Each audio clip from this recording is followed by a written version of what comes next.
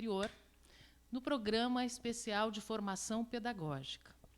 Depois, em 2004, venho para a universidade e, nesses últimos 20 anos, tenho trabalhado focadamente com a formação de professores nos cursos noturnos, sobretudo em curso de Geografia e na Pedagogia. Quanto à gestão, trabalhei como supervisora escolar e como vice-diretora lá na Educação Básica. E aqui na universidade eu tive o desafio e o compromisso de trabalhar como coordenadora da pedagogia presencial, coordenadora da educação, da pedagogia à distância e como presidente da Comissão Permanente de Pessoal Docente. O que me mobilizou a fazer parte desse coletivo são dois sentimentos. Um sentimento de orgulho, gratidão e compromisso com a educação pública. Eu sou, como costumo dizer, cria da educação pública, lá na educação básica e toda a minha formação acadêmica. E a indignação de perceber que a FURG que nós temos hoje, e sobretudo nos últimos anos, não é a FURG que eu ingressei.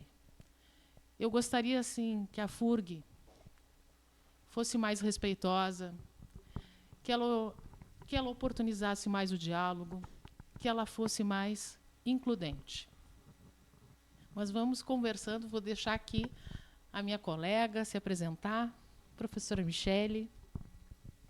Boa tarde. Inicialmente, gostaria de agradecer o convite, é um prazer estar aqui na roda de chimarrão. Meu nome é Michele, eu sou professora da Escola de Química e Alimentos.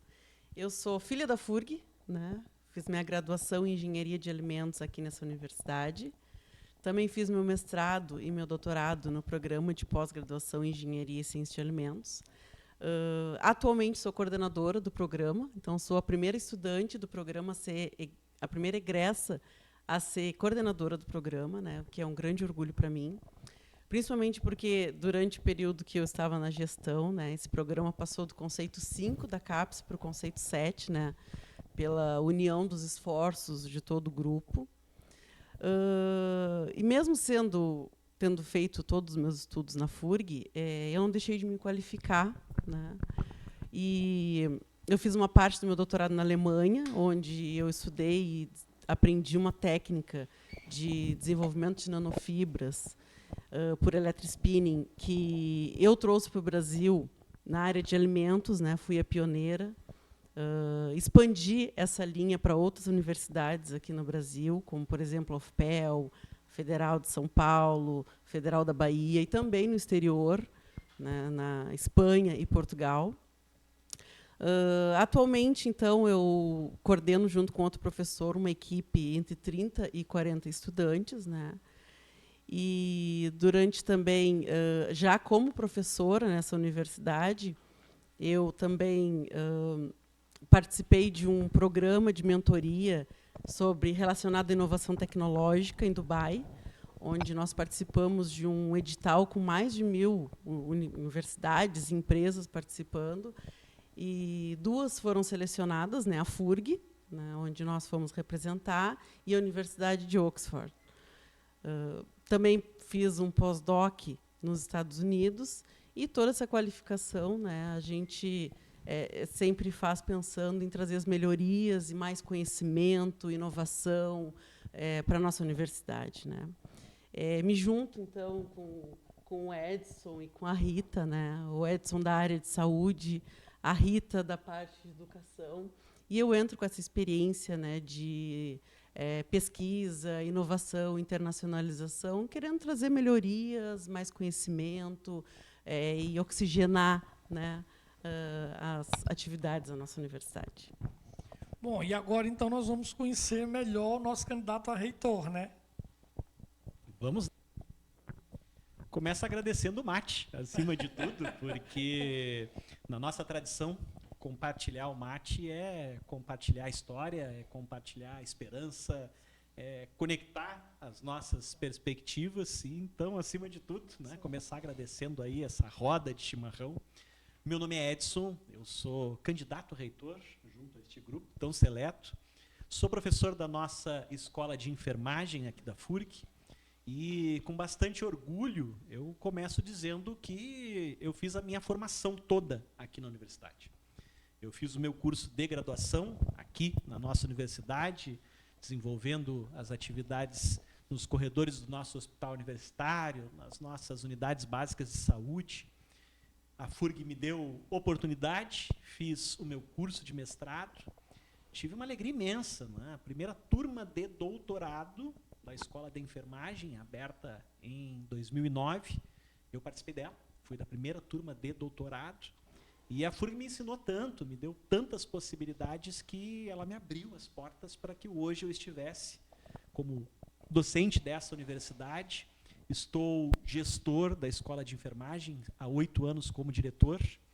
E a FURG foi para muito mais, né? Já que a gente está numa roda de chimarrão, a gente conta os causos, né? Eu conheci minha esposa na universidade, é a minha colega de graduação em enfermagem. Eu estava saindo da universidade, ela estava entrando na universidade, eu no último semestre, ela no primeiro. Hoje somos colegas de trabalho, eu estou na direção, ela é coordenadora da pós-graduação. E nos emocionamos, né? Casamos no Galpão Crioulo da FURG, fizemos a nossa festa lá. Foi a última interface de universidade, mas mostrando aí o quanto a universidade fez sentido na minha vida, faz sentido na vida das tantas pessoas. E se eu for falar, né, o motivo de eu estar aqui com este grupo, nesse momento tomar um bom chimarrão, é importante isso, mas acima de tudo, resgatar uma FURG que eu vivi há muitos anos, que ela me possibilitou ser quem eu sou, não apenas profissionalmente, até mesmo, né, como pessoa, como indivíduo, eu aprendi muito nessa universidade, de forma que hoje eu tenho um compromisso muito grande de resgatar esse ambiente, de resgatar essa universidade, através de um trabalho coletivo, de um trabalho com o nosso grupo de servidores docentes e servidores técnicos, proporcionando um ambiente aí que seja realmente mais salutar para os nossos estudantes e que a gente tenha a possibilidade de ter um impacto muito mais positivo nos nossos territórios em que a gente faz aí referência, em que a gente desenvolve as nossas atividades. Como vocês estão falando, né, a gente percebe, a gente lembra, na verdade, de como a universidade é importante para a nossa comunidade do Rio Grande. Eu sempre conto histórias de que eu venho, às vezes, aqui no fim de semana e encontro famílias, as pessoas pedalando, ensinando os filhos a pedalar. Para mim, uma cena emblemática foi um rapaz chegar num carrinho, encostar o carro, tirar as roupas, pendurar as roupas num varal, abrir uma cadeirinha, abrir um livro e ficar lendo enquanto as roupas secavam. Então, esse sentimento de pertencimento, né, de que a universidade é nossa, e aí isso nos traz aquele velho tripé do ensino, pesquisa e extensão, né? Então, para a gente começar a falar sobre isso, aí num tempinho de 5 minutos para as nossas respostas, né, qual é a proposta da Chapa 2 para o ensino na FURG? Quanto à educação, eu fico pensando, caminhando aqui nos nossos territórios da FURG, nós percebemos um esvaziamento das salas de aula.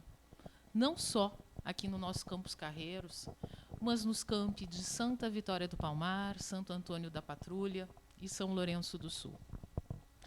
E esse esvaziamento, ele é multifatorial. Uma das questões, por exemplo, é a questão da captação de estudantes. Nós passamos por um momento pandêmico, e esse momento pandêmico agudizou a questão do empobrecimento da nossa população. Nós somos um país continental com uma concentração de renda absurda. E a nossa região, a nossa Zona Sul, está muito empobrecida. E, nesse sentido, ela não se torna tão atrativa, inclusive, para estudantes de outras áreas. Para piorar essa questão, nós, ano passado, tivemos o ciclone extratropical, este ano, o evento das enchentes. Nos tornamos, de certa forma, um território hostil. Para além disso, temos que considerar também a questão que, nos últimos anos, a única forma de ingresso aqui na universidade é via SISU. É uma forma que deu conta por um tempo. Mas o que nós estamos percebendo? Que é necessário outras formas de ingresso.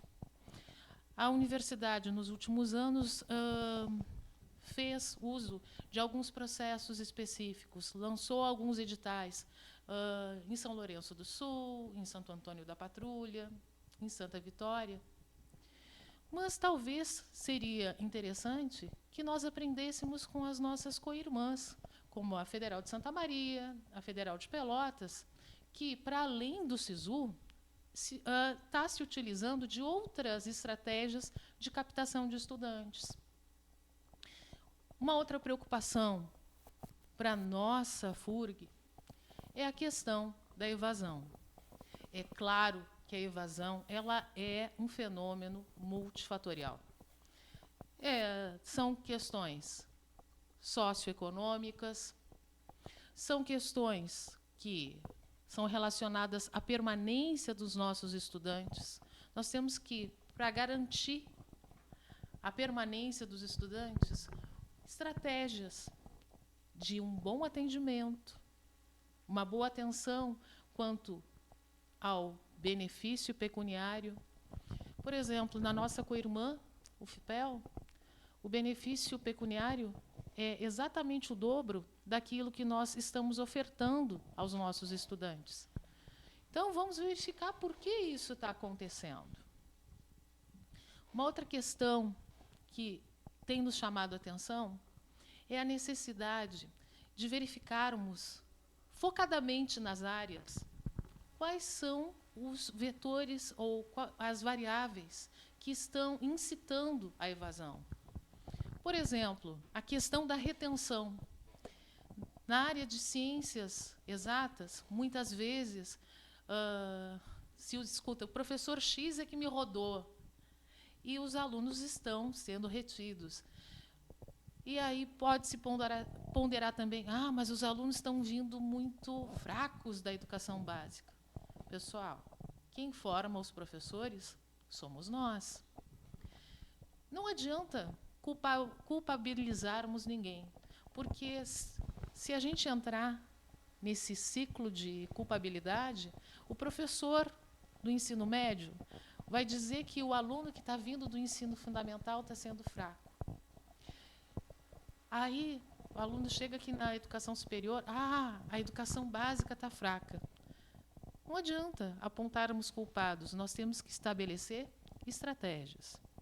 E uma dessas estratégias, pensando, por exemplo, na área de ciências exatas, quem sabe, para além da gente se preocupar tanto com o conteúdo, porque professor é muito arraigado ao conteúdo, façamos um curso de nivelamento. Preparemos esses estudantes para que se apropriem dos saberes que são saberes da educação superior. Acho que a gente vai já voltar nessa conversa quando a gente estiver falando da questão do apoio ao educando também, que eu acho que mescla um pouco com isso, né? Mas, continuando no nosso tripé de ensino, pesquisa e extensão, aí eu vou fazer uma provocação para vocês, que assim, eu sou da área das ciências exatas, né? Eu sou lá da química. Então, eu vejo, agora uma leitura minha, né? Eu vejo que a gente tem muito mais apoio à pesquisa nessas áreas. A gente tem, inclusive, editais que são de demanda induzida da indústria petroquímica, né, das bacias hidrográficas, dos fundos, né, que são formados aí por algumas áreas. E, às vezes, nas ciências sociais, nas ciências humanas, a gente não encontra tanto incentivo, né? Então, boa parte do financeiro, do orçamentário financeiro que a gente tem para a pesquisa na universidade vem de projetos, mas boa parte desses projetos hoje atendem a demandas induzidas, que nem sempre incluem essas outras áreas. Então, assim, no caso da chapa de vocês, qual é a proposta na área de pesquisa para que as várias áreas do saber possam se desenvolver fazendo pesquisa? Em relação à pesquisa, e eu já vou falar juntamente com a pesquisa da inovação tecnológica, nós temos propostas, então, na nossa gestão, de a gente utilizar ferramentas, por exemplo, para rastreamento dos equipamentos que nós temos na nossa universidade, né? Porque, no momento, é muito difícil a gente saber quais equipamentos que a gente tem. Então, às vezes, a gente precisa de algum equipamento e a gente vai até utilizar fora da universidade porque não tem conhecimento que tem aqui dentro. Então, uma ferramenta de um rastreamento rápido, tanto para a gente ter a localização desses equipamentos, como também para a gente saber qual é o potencial de uso desse equipamento, como que está o agendamento, como que está a manutenção dele. Ele está em funcionamento ou ele precisa de manutenção? Então, esse rastreamento nos auxiliaria a gente ter todo esse controle desses equipamentos de uso, manutenção e possível, né, correção de problemas que eles tenham, né? Outra questão também que nós vamos abordar é em relação à inovação tecnológica, né, e empreendedorismo inovador. Porque nós temos áreas na universidade que elas já estão bastante fortes e desenvolvidas nessa questão, principalmente de empreendedorismo inovador. Mas nós temos muitas áreas, e são a maioria, que não estão nesse nível, né? Então, essas áreas elas precisam de um impulso para que elas também comecem a agir, né, como pensando no desenvolvimento de um processo, de um produto, uma possível startup. Para isso, quais são as ações que nós pensamos, né? Então, por exemplo, incluir no ensino ações, tanto para graduação quanto para pós-graduação, que o estudante ele já comece a se identificar com a questão de empreendedorismo inovador. E ele pense, eu gosto disso, eu tenho interesse, eu não tenho, né? Também pensamos na questão de aproximar mais algumas pró-reitorias para facilitar os nossos trabalhos, como, por exemplo, a Propesp e a Proit, né? A Propesp bastante ligada com a questão das pós-graduações e a Proit a questão de inovação. Mas os nossos estudantes de pós-graduação, quando eles estão desenvolvendo o trabalho deles e eles querem, daqui a pouco, futuramente, pensar em um depósito de uma patente, alguma questão desse tipo, de proteção da propriedade intelectual, eles têm que ter alguns cuidados enquanto estão desenvolvendo o trabalho deles, né, de sigilo e toda essa questão. Então, isso, nós pensamos em aproximar essas pró-reitorias para, juntos, conseguirmos alavancar essa questão. E também aproximar Propesp com Reinter, né, aproximarmos também a própria Progep com a Reinter, porque quando nós temos a questão de professores visitantes que vêm do exterior, é uma dificuldade bastante grande para as coordenações, porque muitas vezes as coordenações dos programas precisam fazer essa mediação entre o professor estrangeiro, né, e a própria Progep, né? E isso é um trabalho bastante pesado para as coordenações. Então, a Reinter pode entrar junto com a Progep, auxiliando esse contato, essa mediação e esse recebimento, esse acolhimento desse professor. Então, essas são algumas das ações, né, que nós pensamos para tentar alavancar a nossa pesquisa, a nossa inovação e atender o máximo de grupos possíveis na nossa universidade. Isso é muito importante, eu acho, porque realmente hoje a pesquisa é o que nos diferencia em grande parte de outras universidades, porque temos uma cultura de buscar ensinar e transmitir aquilo que nós temos produzido de conhecimento.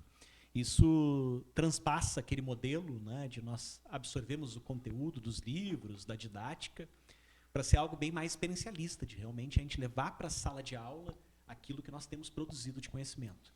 E nessa linha, né, de ensino e pesquisa, a gente chega agora na curricularização da extensão, que a gente já tem, né, um corpo de colegas, professores e técnicos que realizam extensão já há algum tempo, mas com a curricularização, muito mais gente precisa se lançar nesse desafio da extensão, né?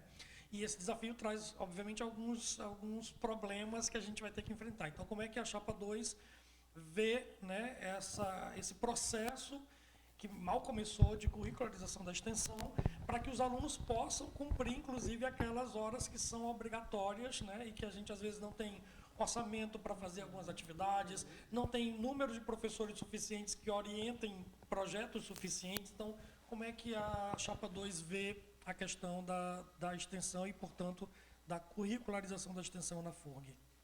Vai. Extensão é um grande desafio para nós. Realmente é uma forma de legitimarmos tudo aquilo que nós temos produzido na universidade. E avaliando o que a gente falou agora, né, até nesse momento, falamos na questão do ensino, a grande essência da nossa universidade, falamos na pesquisa e na inovação tecnológica como possibilidades de transcendência, mas a extensão ela é uma forma até mesmo de sobrevivência, porque é a nossa relação com a comunidade. É a nossa relação com o território, com aqueles que fazem, né, o dia a dia da universidade fora dos muros, mas que estabelecem toda uma série de relações. E a gente precisa avançar muito na questão da extensão. Claro que discutimos por bastante tempo e implementamos uma política de curricularização na extensão. E hoje os desafios dessa implementação, eles aparecem para a gente e nós precisamos lidar com eles com tamanha seriedade. O primeiro desafio, o senhor já nos apresentou, né? A questão do orçamento para a realização dessa curricularização da extensão, e é algo que nós precisamos, sim, né, incluir o orçamento. Nós vamos falar daqui a pouco sobre a questão orçamentária, tão importante de realmente planejarmos e vislumbrarmos a necessidade dela também neste contexto, porque algumas áreas possuem uma dificuldade muito grande em termos de realização das atividades de extensão, porque elas despendem muitas vezes, né, um deslocamento, atividades que não são no contexto usual de desenvolvimento das práticas pedagógicas. Não é o nosso caso, por exemplo, eu lá na escola de enfermagem, o nosso grande laboratório de extensão é o hospital universitário. É a própria comunidade em que a gente desenvolve as nossas práticas, né, assistenciais, as práticas de ensino, mas em diversas realidades não funciona dessa forma. E eu vou mais além, né? Nós temos aí um novo cenário que é bastante importante ser destacado, que é a dificuldade de implementar essa parte da extensão, por exemplo, nos cursos noturnos. Porque nós estamos lidando com pessoas que estão fazendo a sua formação no período noturno, que trabalham durante o dia, que em geral têm uma vida agitada, que a gente vê, né, no cotidiano, que muitas vezes vem com o próprio uniforme da empresa, né, um deslocamento rápido, que tem todo um planejamento para que consiga dar conta dessas atividades. Mas se nós formos pensar em termos de carga horária, né, para um estudante noturno, como é que a gente vai conseguir operacionalizar uma curricularização da extensão, a extensão, quando a grade noturna muitas vezes é insuficiente, até porque hoje nós temos um grande desafio, que é a falta do transporte público, né? E a gente tem estudantes tendo que, muitas vezes, ir embora antes do horário, porque é o último ônibus, é a última possibilidade, às vezes dependendo de mais de uma linha de ônibus, né? Então é um grande desafio. Mas nós precisamos enfrentar esse desafio utilizando até mesmo tecnologias novas, hoje possíveis, né? Como a gente avançar em termos de realização de cursos, hoje é uma realidade social. As pessoas, principalmente pós-pandemia, né, elas absorveram muito facilmente o conteúdo da internet, através de tablets, dispositivos. Quem sabe a gente pensar em cursos que possam instrumentalizar a população nas nossas mais diferentes áreas, né, capacitando a população para diversas atividades que muitas vezes elas requerem, né, um conhecimento.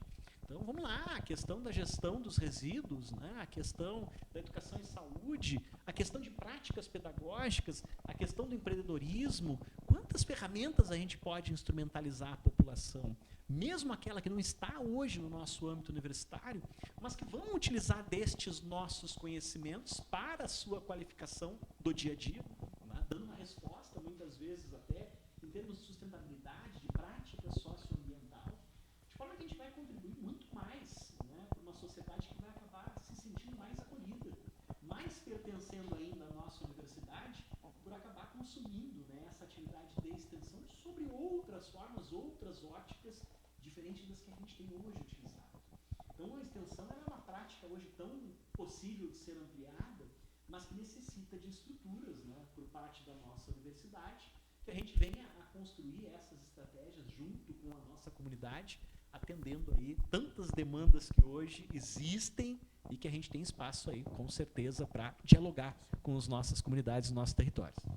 E a gente percebe que esses temas, então, nos levam ao próximo tema, que é de apoio ao educando, né? Vocês falaram tanto no ensino como na pesquisa, como na extensão, de dificuldades que os nossos estudantes têm, né, para se manter, para vir assistir aula, para se deslocar, para chegar no horário, para permanecer até o final do horário. Então, dentro desse contexto, né, com essa ótica, qual é a proposta de vocês para o apoio ao educando, né? Esse é o grande coração inovação da nossa proposta. Realmente, nós proporcionarmos um ambiente e formas de acolhimento que envolve desde práticas pedagógicas, de formas de acompanhamento, de fomento à presencialidade dos estudantes. Hoje, essa realidade ela necessita, né, realmente da gente dar condições de permanência. Então, quando a gente fala em apoio ao educando, e aí a gente tem um tema de uma amplitude tão grande, eu começo já falando na necessidade da gente realmente institucionalizar as nossas práticas, né, de assistência estudantil, com políticas bastante efetivas e claras em termos de concessão dos nossos benefícios, que hoje, por si só, eles não têm conseguido garantir a permanência dos estudantes. Notem que a gente tem uma complexidade tão grande que nós precisamos, sim, garantir com benefício que tenha possibilidade de qualidade, de que ele dê conta do auxílio pecuniário em termos de conseguir realmente proporcionar um acesso à moradia, né, a um auxílio alimentação ou transporte, que eles também têm relação com a qualidade do alimento, com a quantidade do alimento que a gente tem oferecido nos nossos restaurantes universitários e a necessidade que nós temos, né, de fazer esse acompanhamento, de estar lá, né, realmente vendo o que é o cotidiano de um estudante que frequenta o restaurante universitário, entendendo as suas demandas, participando dessas demandas, porque a partir do momento que tu vivencia, tu também te torna, né, uma pessoa a solicitar essas modificações. E, Edson, tem uma outra questão. Cazuza já nos dizia, a gente não quer só comida, a gente quer diversão e arte também. A gente quer fazer com que a permanência dos nossos estudantes na FURG sejam prazerosas, compromissadas com a questão do ensino, com a questão da pesquisa, com a questão da inovação, e que tenhamos egressos realmente orgulhosos da nossa universidade. Arte e cultura precisam fazer parte do seio da nossa universidade, e isso, em especial, quando a Rita traz, percebo quanto é importante, por exemplo, a gente considerar essas questões hoje para os nossos estudantes, moradores das casas de estudante. Que a gente precisa transformar esses ambientes. Em termos de qualificação, hoje a gente sabe o quanto esses ambientes estão precisando de necessidades, né, de reparo, de infraestrutura, de qualificação urgente, que não pode esperar. E que precisam ser ambientes que se tornem mais acolhedores do ponto de vista, né, de proporcionar não apenas a moradia, o local para que possa ser desenvolvido, né, a vivência cotidiana, mas também para ser um local em que o lazer, o desenvolvimento de atividades que proporcionem, né, a saúde mental.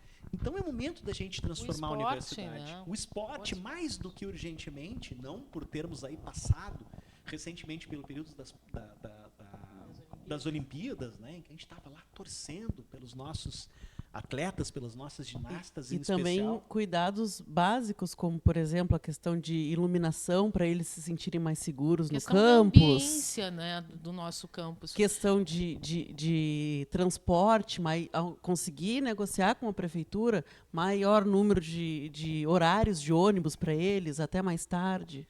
O apoio ele tem uma logística imensa, né? Desde realmente a gente qualificar as estruturas pedagógicas, da gente fazer esse acompanhamento que lá no início a gente trouxe quando discute a questão da educação, até porque hoje uma realidade que a gente precisa considerar é a necessidade de atender as necessidades específicas. Hoje a gente tem aí uma necessidade muito grande de realmente realizar a inclusão e a diversidade na universidade.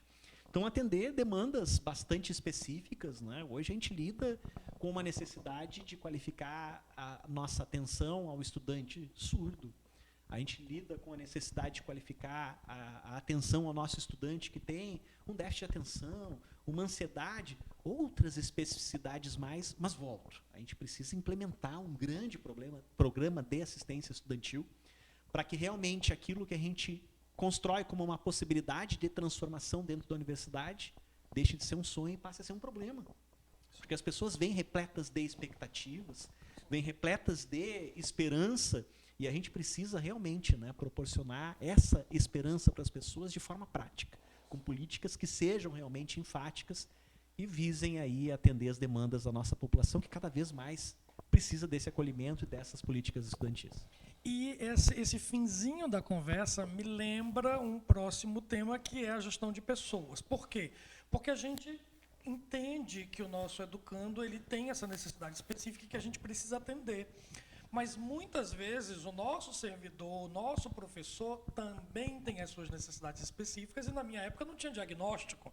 Então, às vezes, eu digo, aquele professor ele sabe muito, mas ele não consegue passar. E, às vezes, eu não sei que, por trás disso, está uma condição de autismo não diagnosticado, está uma condição de uma superhabilidade, uma superdotação, altas habilidades, que vai causar uma sobreexcitabilidade naquele professor e que acaba que uma turma lotada, cheia de gente fazendo barulho, causa naquele professor uma reação que acaba não sendo a que a gente espera. Quer dizer, na gestão de pessoas, como nós vamos dar o suporte para esse servidor, para esse professor, para esse técnico, para que ele também tenha suas necessidades específicas atendidas e assim possa atender o educando de forma melhor. Esse é um tema também vital no nosso plano de gestão, porque nós estamos falando aí em pessoas que dedicam a sua vida à universidade. Então, nós estamos falando em uma situação que envolve gestão de pessoas, desenvolvimento de carreira, saúde em ambiente laboral. E aí, como profissional da saúde, como pesquisador da área de saúde mental, né, eu tenho que, primeiramente, dizer que nós precisamos mudar imensamente a forma que nós temos desenvolvido, né, dentro do nosso ambiente da universidade, a nossa relação com os nossos servidores, docentes ou técnicos, né, de que realmente a gente tenha um planejamento da vida laboral. E a gente já começa até mesmo, né, com a necessidade de ressignificar, e a gente, para isso, qualificar as estruturas da nossa Pró-Reitoria de Desenvolvimento e Gestão de Pessoas, que na nossa proposta a gente traz o quanto é necessário nós avançarmos em reconhecê-la, denominá-la e instrumentalizá-la a ser Pró-Reitoria de Desenvolvimento, Gestão de Pessoas e Atenção à Saúde, uma vez que hoje a questão da atenção à saúde é uma fala fundamental.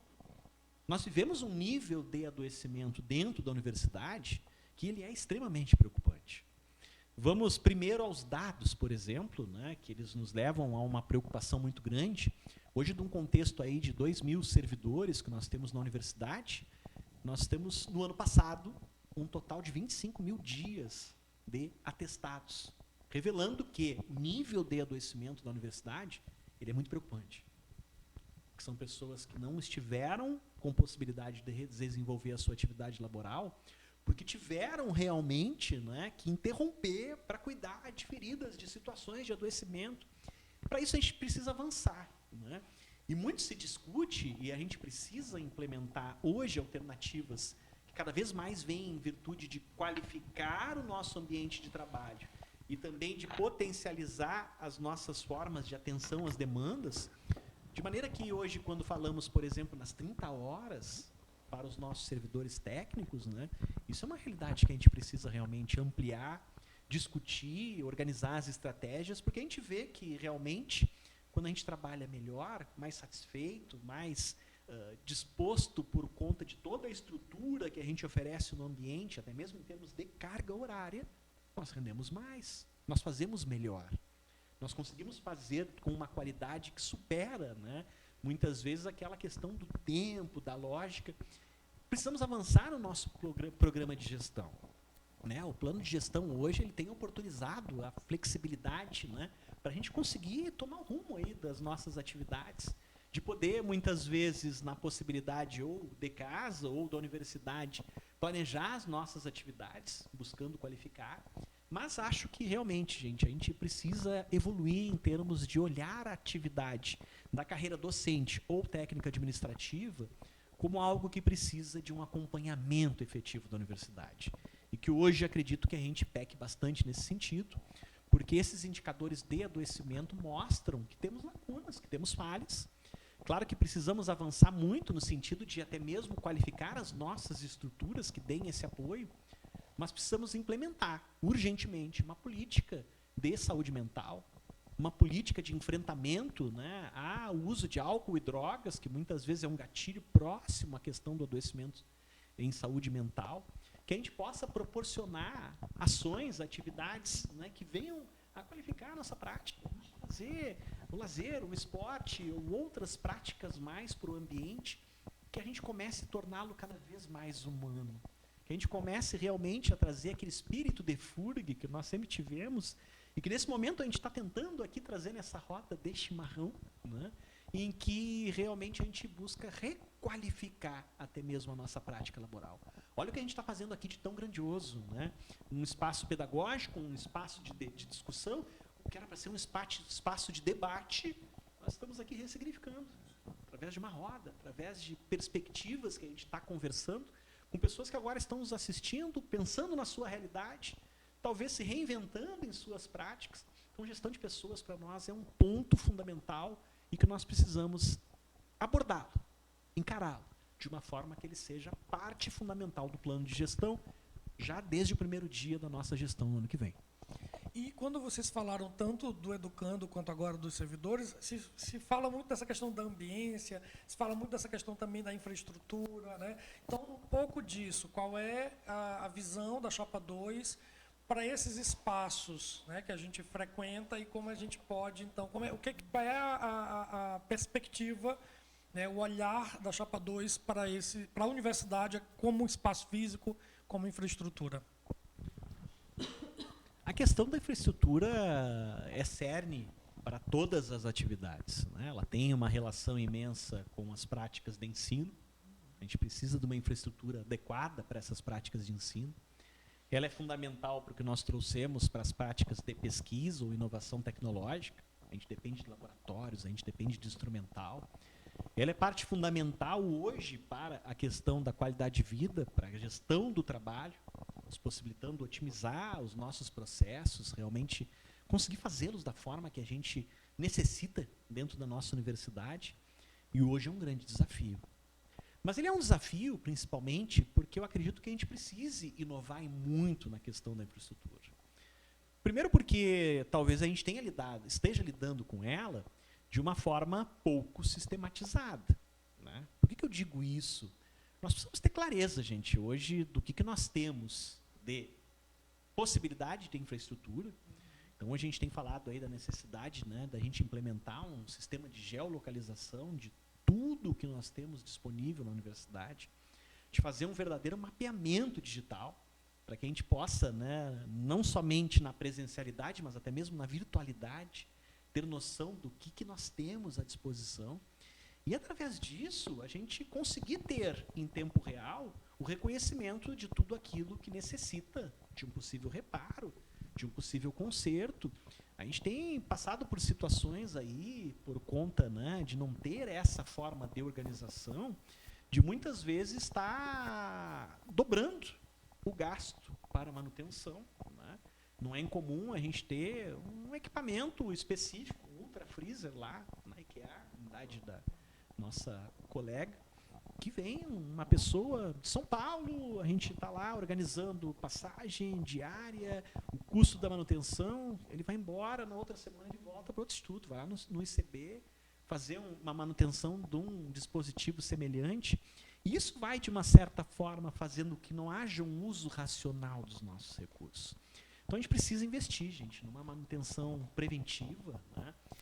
Esse ano, a gente sabe, a universidade ela começou com um contrato com 10 pessoas fazendo essa manutenção. No momento, nós temos 36 pessoas trabalhando em termos de manutenção. A gente tem que pensar, né, pactuar e tornar transparente as nossas necessidades e as estratégias para que a gente possa muito mais, né, ter que atuar em termos de dar a prevenção na manutenção do que muitas vezes a gente perder uma série de materiais, uma série de insumos, por não conseguir, muitas vezes, ter esse planejamento. Infraestrutura também é algo em termos da gente conseguir otimizar a conclusão de uma série de obras que nós temos hoje em andamento, e muitas das quais a gente tem um histórico bastante preocupante em termos de não conseguir a sua execução em tempo hábil. Né? Lá na unidade de saúde, a gente tem um prédio, uma obra em execução há 13 anos, né?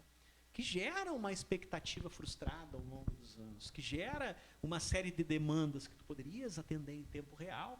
E hoje nós precisamos, gente, né, ter uma noção aí de que obras nós estamos por acabar, o que nós vamos fazer para concluí-las em tempo mais hábil, numa universidade que hoje, como nunca na história, teve tanto espaço ocioso, até porque nós estamos em busca dos estudantes. Nós precisamos, né, repovoar as nossas salas de aula, né, repovoar esses nossos espaços, porque nós crescemos, nós produzimos espaços pedagógicos, espaços de pesquisa, espaços de didática, espaços de inovação tecnológica, e que hoje, nessa redução de número de estudantes, né, muitas vezes sequer eles estão sendo pensados, porque não é incomum, às vezes, nós termos todo um prédio com a sua estrutura em funcionamento, com 1, 2 salas de aula em funcionamento ali naquele momento.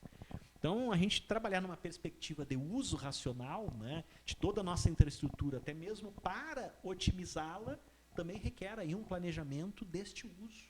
Mas é uma missão para nós realmente criar essas alternativas, ir atrás de financiamento para que possa ser concluída as nossas obras, as nossas necessidades de infraestrutura. Esse é o papel do futuro reitor. Ir atrás de financiamento para que a gente não caia na desculpa de que não há recursos, mas antes disso, que a gente consiga ir atrás dos recursos e consiga dar a possibilidade de manutenção e de infraestrutura necessária para toda a nossa universidade.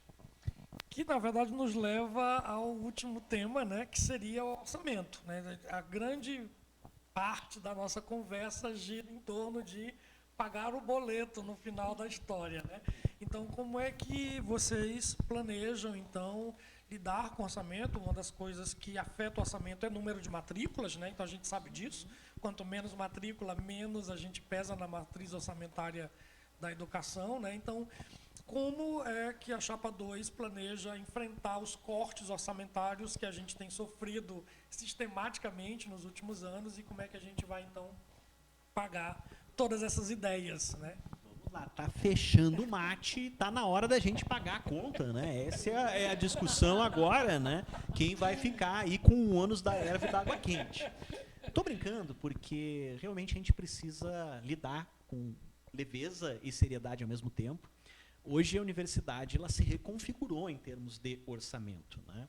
Se em anos anteriores nós tínhamos uma expectativa única de que a União, o governo fosse fazer o financiamento da universidade, hoje nós sabemos, principalmente ao longo dos últimos anos, que a universidade ela não consegue mais se manter, né, com esse custeio único. Nós temos que avançar. Muito a gente fala, né, de nós conseguirmos implementar indicadores que o governo garanta o quanto ele vai investir na educação pública, o que nos daria uma possibilidade imensa, né, de organização do nosso contexto universitário. Mas é papel do reitor ir além, né? E a nossa proposta, ela não é uma proposta que vai já começar a pensar em cortes no orçamento. Como é que vocês vão resolver? Para mim é muito lógico, gente. Corte no orçamento é deixar de tu prestar um atendimento necessário, limpeza, manutenção, infraestrutura, ou seja, muitas vezes tu está dificultando ainda mais o teu contexto, piorando ainda a possibilidade de exercer as nossas atividades da universidade. A gente está cortando pessoas, né? São pessoas que do dia para a noite às vezes são demitidas. Então, o papel do reitor é estar à frente da busca de orçamento para a execução de todas as nossas demandas da universidade. E hoje isso é possível das mais diversas formas, né?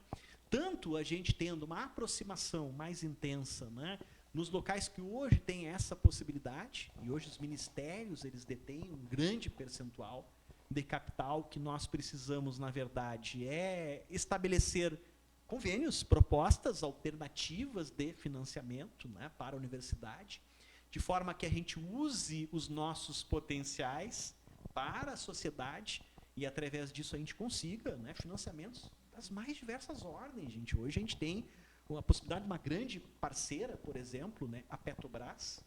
E o que nós temos feito de aproximação com a Petrobras, né? A gente recentemente estava vendo, por exemplo, a possibilidade que nós temos de desenvolver parcerias junto à nossa frota, junto às nossas estruturas que prestam, né, atividades junto à nossa costa. E muitas vezes aí a gente tem um potencial muito grande de captação de recursos que entrariam via fundação, mas que eles se reverteriam para a universidade e dariam uma possibilidade, né, de execução de uma série de atividades que o orçamento por si só e todos os seus impeditivos não permitem. Mas não é só isso, né? A gente tem que realmente conseguir remodelar a nossa vivência universitária de forma que ensino, pesquisa, extensão e inovação tecnológica, eles sejam matrizes constantes de troca com a sociedade, com os entes que fazem fala com a gente, de forma que a gente possa fazer essa transferência de recursos. Nós falamos aí numa limitação de talvez fechar o ano com 16 milhões de dívida de orçamento, mas não é incomum nós termos aí pesquisadores hoje sentados negociando 50 milhões, 100 milhões para desenvolvimento de pesquisas que vão dar conta da realidade, da necessidade da sociedade. Não que eu simplifique, né, que é fazer pesquisa, fazer inovação e ver dinheiro, mas que eu simplifico no ponto que nós precisamos inovar. O reitor ele precisa ser um gestor de recursos. Ele precisa ser um captador. A gente precisa ser empreendedor nisso também.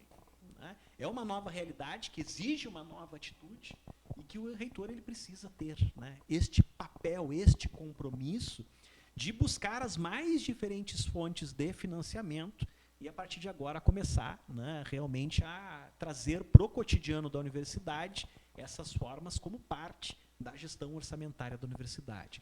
Então, o que a gente espera em termos de orçamento? Né? Não trabalhar nessa perspectiva que ela prega muito mais, né, um negativismo, que não tem orçamento, nós precisamos cortar, mas tentar trabalhar numa visão de prospecção, de realmente a gente ir atrás dos recursos. Né? Temos muitas universidades trabalhando de uma forma com bastante sucesso.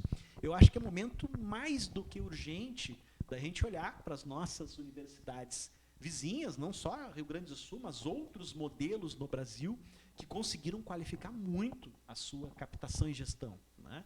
Que a gente torne mais transparente, mais claro, mais participativo, mais dialógico acima de tudo, porque a gestão do orçamento ela depende de todos nós. E ela só vai funcionar quando todos nós participarmos efetivamente dela. E aí, nas minhas contas, a gente tem aqui uns 7 minutinhos, né? Vamos acrescentar uns 2 minutos aí para essas considerações finais, que acabaram sobrando das outras respostas, né? Então, assim, o que vocês gostariam de dizer para a comunidade? O que a comunidade pode esperar da Chapa 2 nesse momento agora da consulta? Acima de tudo, eu acho que precisamos fechar, sem fechar, porque estamos em pleno processo, né, de escolha de futuro reitor ou reitora, da nossa futura gestão. Precisamos fechar trazendo o quanto a comunidade precisa participar ativamente desse processo. E quando eu digo participar ativamente, o quanto nós precisamos conversar com naturalidade sobre as propostas, sobre as pretensões, sobre as expectativas que se debruçam sobre uma e outra proposta, nesse momento em que ainda é possível dividir a universidade em 2 chapas, que a partir do dia 19 nós precisamos ser uma única universidade novamente, de forma que principalmente os nossos estudantes sejam engajados nesse processo. A gente fala tanto em cidadania, e a cidadania ela começa a se constituir até mesmo neste momento em que precisamos que as pessoas se deem conta que não é apenas a decisão dos próximos 4 anos de gestão de universidade. É um modelo de universidade que nós estamos esperando daqui para frente. Isso nos constituiu como grupo. Nós somos um grupo de oposição, não às pessoas, não ao grupo que há 20 anos tem feito a gestão da nossa universidade, mas uma oposição à forma que nós pensamos a universidade nos dias atuais. Algumas coisas nos levam a ter preocupações em termos de mudanças estratégicas que devem ser realizadas. A gente evoluiu muito como sociedade nos últimos 10 anos. Inúmeras vezes eu pego aspectos dentro da universidade, tento avaliar essa evolução nos 10 anos, e eu não consigo ver uma equivalência. Né? A gente precisa evoluir mais. E eu preciso encerrar dizendo que nós, Chapa 2, Conecta FURC, chapa de oposição a processo de gestão atual da universidade, não as pessoas, nós nos baseamos em uma conexão real com as pessoas. Quando nós carregamos no peito, do lado do nosso coração, um emblema do infinito, nós estamos aqui com essa comunidade, assumindo um infinito de responsabilidade pela nossa universidade. De compromisso social. Um infinito de compromisso social, um infinito de inovação tecnológica, um infinito de acolhimento às pessoas, um infinito de responsabilidade com a saúde física, com a saúde mental, com a saúde financeira da nossa universidade, com a gestão de pessoas, um infinito de responsabilidade com as ações afirmativas, com a inclusão, com a diversidade verdadeira. E para nós é fundamental que todas essas propostas, elas não sejam apenas algo que neste momento, diante da câmera, diante dessa roda de chimarrão, nós apresentamos como um sonho, mas que elas sejam materializadas. E esse é o nosso compromisso, um infinito de materialização de uma FURG que precisa retomar a sua origem, a sua história, as suas práticas, dando condições de que novas pessoas venham para a nossa universidade, que elas se sintam mais acolhidas, que elas se sintam realmente pertencentes. É muito comum hoje, servidores técnicos, servidores docentes, ingressarem na universidade, não apenas os estudantes, e às vezes num período muito curto, desistirem da universidade. A gente está com um sério sinal de necessidade de mudança. Que a universidade ela possa ser o que há 55 anos atrás fez em nossa comunidade, que ela transformou naquela época a então cidade de Rio Grande. Hoje, quando falamos em FURG, falamos em Santa Vitória do Palmar, falamos em São Lourenço do Sul, falamos em Santo Antônio da Patrulha, uma imensidão territorial ligada por águas, ligada por sonhos, ligadas por expectativas, e que há mais de 10 anos discutimos a necessidade de rever o que é para nós a multicampia, deixando de atender expectativas, necessidades dos nossos campi. Então deixamos aqui a mensagem de que realmente temos compromisso, competência para desenvolver a gestão dessa universidade, com um grupo de trabalho que tem este alinhamento, uma concepção de que o trabalho acima de tudo, com pessoas qualificadas, comprometidas nas diferentes áreas, com uma gestão clara e otimizada, que a gente possa fazer uma democratização do acesso aos cargos na nossa universidade, escolhido pelos pares, podendo dar uma possibilidade, né, de que pessoas hoje venham oxigenar a nossa universidade, qualificar os processos, né? Trabalhamos tanto com diferentes políticas que às vezes ficam apenas no papel, que nós possamos transcender o limite do papel. Não quero ser um reitor atrás de uma mesa com uma caneta da mão, decidindo muitas vezes, né, hoje com uma assinatura digital, lá não sei, os destinos da universidade. Acima de tudo, eu quero ser um reitor próximo da comunidade. Alguém que esteja realmente com o servidor. Que a gente encurte distância. Que a gente encurte as lacunas e que a gente possa fazer um processo de gestão que realmente seja pautado nas pessoas que fazem e querem fazer a história da nossa universidade.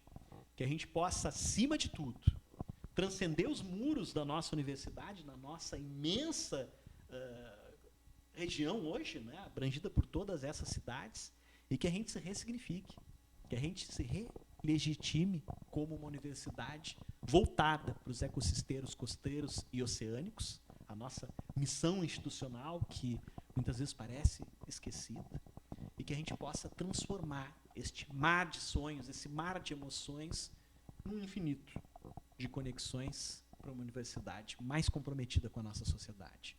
Nós somos a Chapa 2, Conecta FURG. Queremos conectar com cada uma dessas pessoas que não vai estar tomando chimarrão, né, a não ser virtualmente, mas que possamos juntos conectar uma nova FURG, uma nova perspectiva de realmente acolher as pessoas e de transformar um processo de universidade que seja mais compatível com o nosso atual período da sociedade. Bom, eu quero agradecer em nome de toda a equipe aqui da Roda de Chimarrão, vocês terem vindo bater esse papo com a gente, né, tomar um pouquinho desse mate com a gente. E o pessoal que está assistindo, eu preciso pedir que vocês se inscrevam no canal e que vocês compartilhem o vídeo para que mais pessoas conheçam, né, a Chapa 2, conheçam as ideias, para que a gente possa, lá no momento da consulta, cada um se posicionar, né, tendo bastante conhecimento de quem são os membros das duas chapas, de quais são as propostas das duas chapas, que a gente tenha um voto consciente, né, que ele seja consciente. E liguem o sininho, porque aí toda vez que a gente colocar um vídeo novo, vocês vão ficar sabendo. Um grande abraço e até a próxima Roda de Chimarrão. Tchau, tchau, Obrigada. pessoal. Tchau.